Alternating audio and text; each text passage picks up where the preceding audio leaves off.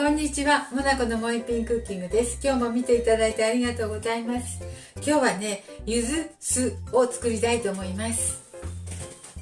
材料はね、柚子が4個、ちょうど4個といただいたのでね、この皮をすりおろしてね、で酢と混ぜて柚子酢で1年ほど、1年くらい保存、半年でもいいんだけど、長期保存したいと思います。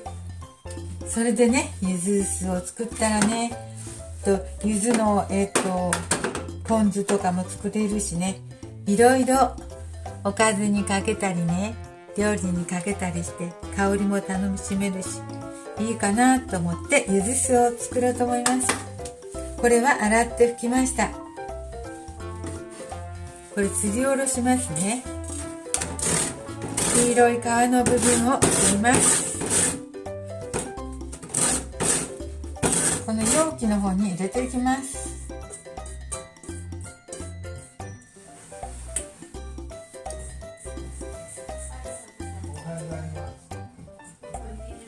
そうしたら果汁も入れますね。果汁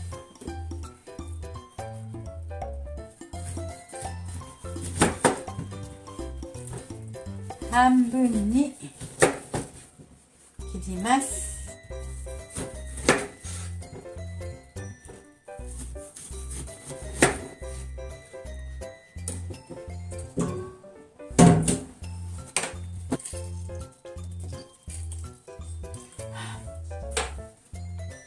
これはね、ちょっとこのね種を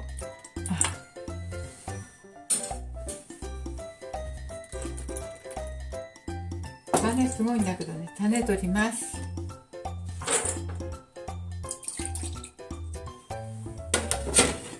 酢と水とね、柚子の搾り果汁をね同量にしました。そしてすりおろした皮を入れましたよ。はい、これでできました。これで OK です。果汁も入ったし、酢と水と同量にしたしね、すりおろした皮も入れましたよ。これで柚子の香りたっぷりの柚子酢ができました。これを冷蔵庫に保存したいと思います。はい、そしてね、料理とかに使えると思います、ね、スプーンでちょっと焼いたお魚に振ったり、お肉にかけたりしたいと思います。はい、今日も見てくださってありがとうございます。できましたらチャンネル登録をよろしくお願いします。これ半年以上持ちますね。冷蔵庫